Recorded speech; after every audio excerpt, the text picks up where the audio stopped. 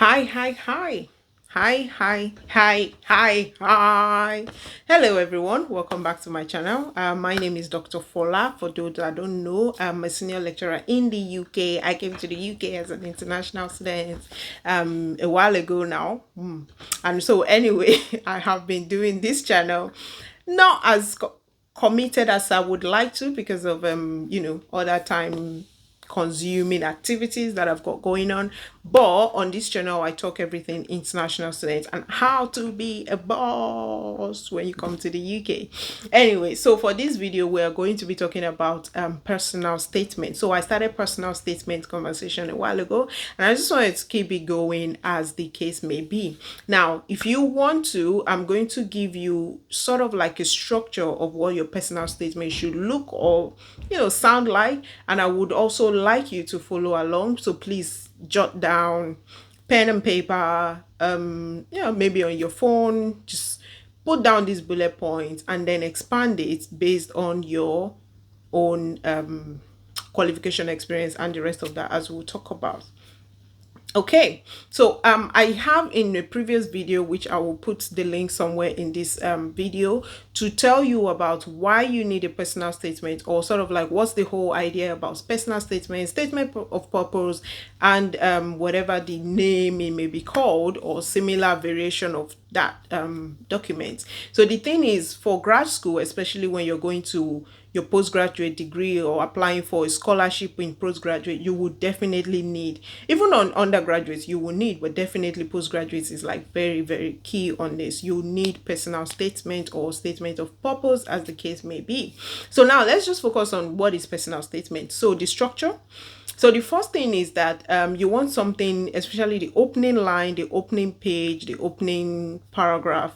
You want it to be something very catchy, very that tells who you are, why you're motivated, very briefly, and possibly what you already have that will give you that will make you be a good candidate for that program or for that scholarship. So an example would be, for example, I want to apply for public health as a graduate of a biochemistry, because that's what I did in my undergrad, right? So my opening statement may be something like, as a biochemistry. So personal.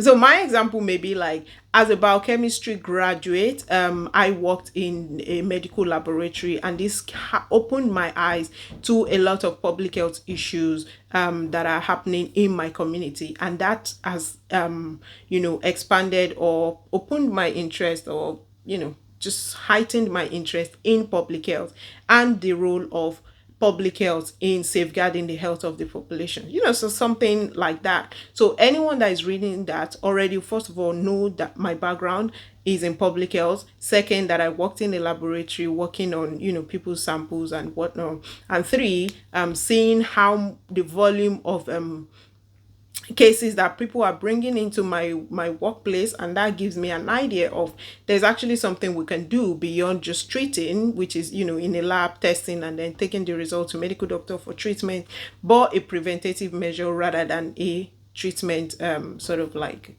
measure, or we call it in public health, we call it biomedical model of approach. So for example, that gives whoever is reading my personal statement an idea of what my qualifications are previously. So say for example, I'm applying for a master's in public health, and so I've written this based on my prior knowledge. Obviously somebody might be like, you're a biochemist, but well, I'm a biochemist, but then I worked in a medical lab, so that gives me a little bit of a relation in terms of an idea of, very briefly of course, what happens in public health or the importance of health, and so my contribution from there. Anyway, so one really nice starting paragraph of who you are, what motivates you, and then that's where you now go on to conversations around you being in a community and the struggle of people with health, seeing some really basic health issues that are causing people to lose their life or lose their different abilities, maybe for example lose their legs, lose their eyesight, and the rest of that. So you can write something, ideally not too many examples, so maybe one very key example of maybe a time where you were in the lab or where you were in your community, and then Mr. A or Mr. Z passed away, or whatever the case may be, and that stuck with you in terms of what public health could have done to save this, and the lack of such specialized individuals in that community. And so you take it upon yourself. So it's sort of like giving you that feel of humanitarian, and as well as supporting people, civil engagement. So, just putting yourself in a nice light at the start of the conversation. So you're presenting who you are, your qualification very briefly, and what motivates you, or what's in your past life, or did I say past life, or what in your previous experience has stuck with you, that's been the pushing or driving force to you studying that program that you want to study. That thing is, like I did say, you need to pull out what is the problem that you want to research or that you want to study on. So you're going for public health, or you're going for maybe engineering, whatever the course is. What is that problem in that area? So one thing is, it depends, obviously it depends on what your application is, and this is a mistake that most students make. You apply for different things, and then you use the same personal statement. Unfortunately, you shouldn't. You should actually have a personal statement for tailored to every application you make.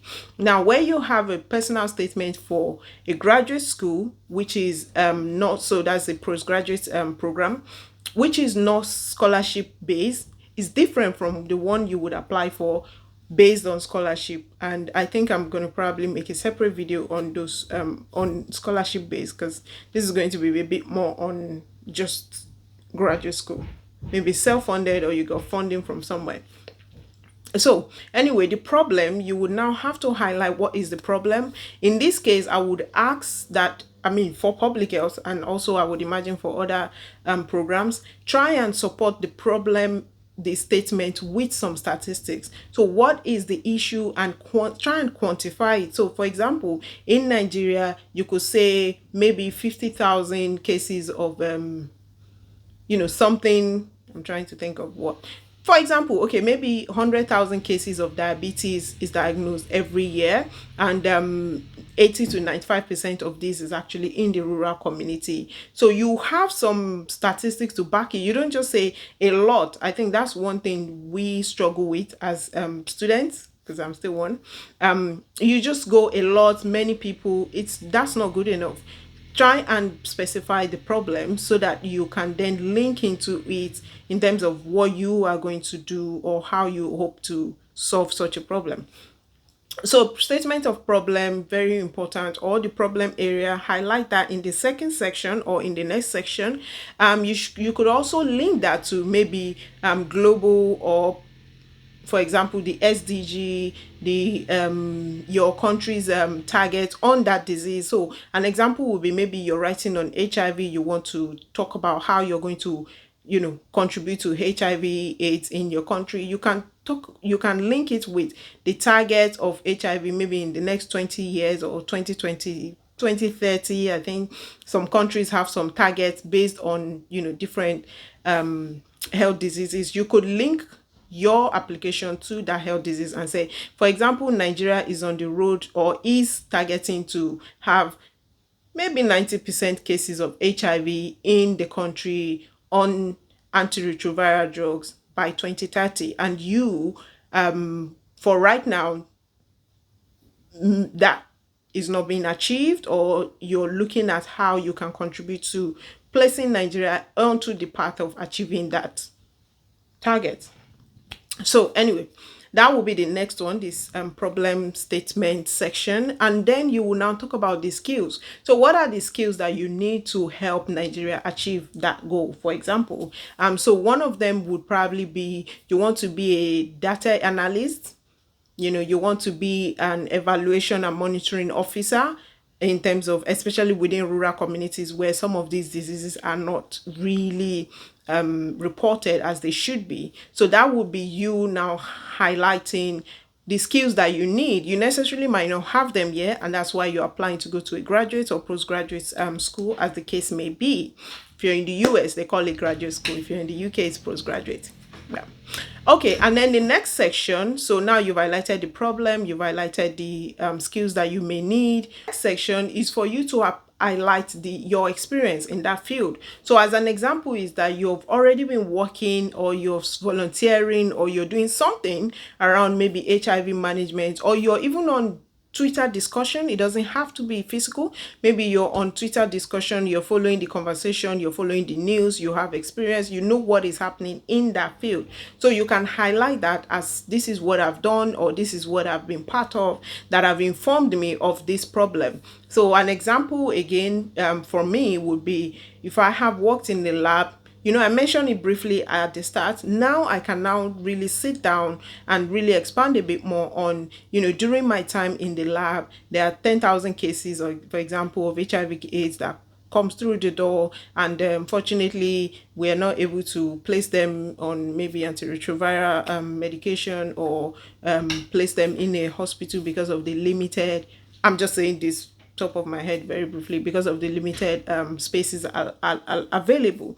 For example, just something like that. But you now expand on, you have done this, but there's an issue around, the problem is not being completely solved, and you can see a way that you can contribute further, because right now you're limited. So an example would be, part of my role as evaluation and monitoring officer is to input the data, but there are some new techniques, for example, that you are not able to execute because you don't have those skills yet. And that's where the graduate school program would be helpful.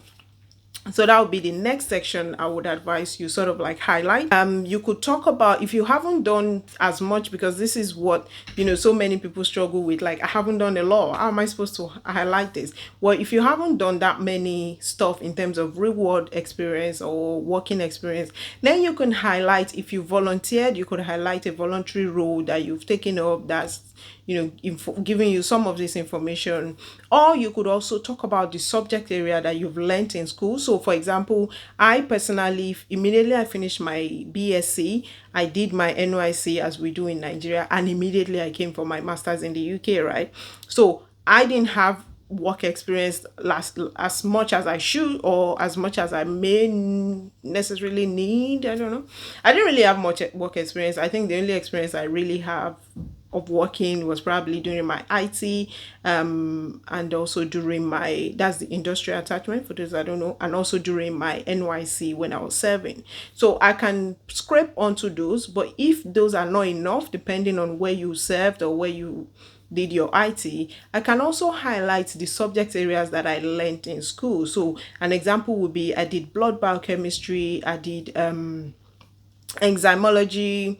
All of these have to do one way or the other, maybe biochemically, yes, but they sort of have to do with human health, right? Enzymology, how do we digest protein, carbohydrates, blah, blah, blah, blah. You just link it in a very nice way and suitable way into the problem that you're looking at. So telling the review board about how your knowledge of biochemistry, or your knowledge of blood biochemistry, or your knowledge of whatever course you have studied, microbiology, even business administration, depending on the course, how that is the subject that you've learned, how they are lending themselves to you understanding the problem in the real world. An example also might be, for example, in the UK, we get most of our students to learn, to do some, take a topic, explore it. So it might be one of your pet projects, or one of your topics that you did in your university time.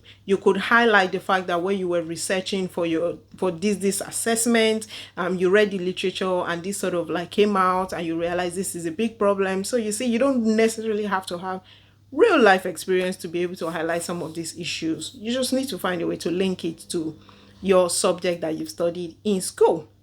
So the next one is extracurricular activities. So what are the extracurricular activities that you've done, or that you aim to do, that would help you in the program that you're going for?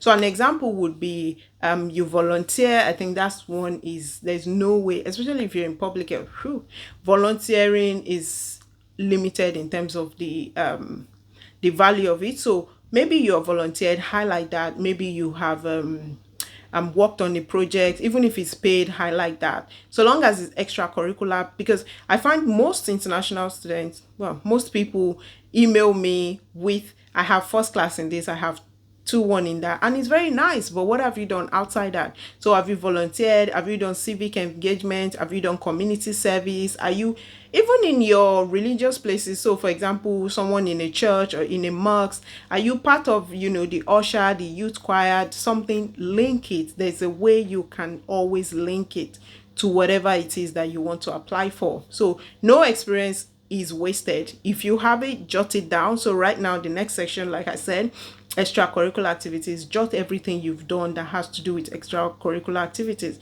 Even if you go on a weekend to play football with your friends, that is part of civic, social interaction. For example, maybe physical activity. If your course is related to physical activity, just something, there's always something to pull out from anything you're doing. So pen all of those down, jot it down, and then you can expand on how they link to that course as you go on. So yeah, like I was saying, if you've written Twitter posts that really caught people's attention, if you've been part of Twitter campaigns, Twitter campaign, Facebook, wherever the place is, LinkedIn, if you have a really influential person in your field, maybe paying attention to your work or following your work or commenting on your post or something, highlight it, right? And put it as part of your extracurricular activities. If you've written blogs, you don't have to have publication to go into postgraduate programs. So if you have a blog, if you have, like I said, written a nice Twitter post that is quite useful and valuable for people, highlight all of that and just mention how that has impacted on so many people. Maybe I wrote a blog or I wrote a Twitter post and about 1,000 people shared it or commented on it, on how this affects them, and so raising awareness or highlighting that issue, just something valuable in that regard, can also be added. So the next one, the last, or one of the last paragraphs, should be around career goals. What are your career goals? What do you want to do once you get this program? What do you want to do with the skills that you get? So highlighting where you will be in the next 5, 10, 5, 10, probably even longer years. So short-term goal, I want to get into the program. I want to be able to harness the the knowledge and skills that will be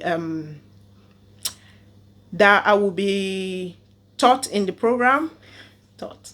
So to harness the knowledge and skills that will be provided to me or made available to me on the program, be maybe a good member of the university, be an alumni or an ambassador to the university, blah blah blah. Those are really short-term goals. Maybe there are some really nice techie software or programs that you learn. So maybe I'm going to learn maybe for example Python and all these data analysis skills. If you have those, highlight them as short-term goals, and then the long term might be you now looking at how gaining this subject area experience and Python and this would allow you to be good data analyst once you get out and go back to your home country, obviously to solve the problem you've highlighted from the start, or how those things would be contributing to you progressing in terms of being able to get a job or being able to start up an NGO or being able to just do something that would contribute to the goal that you've highlighted at the start, right?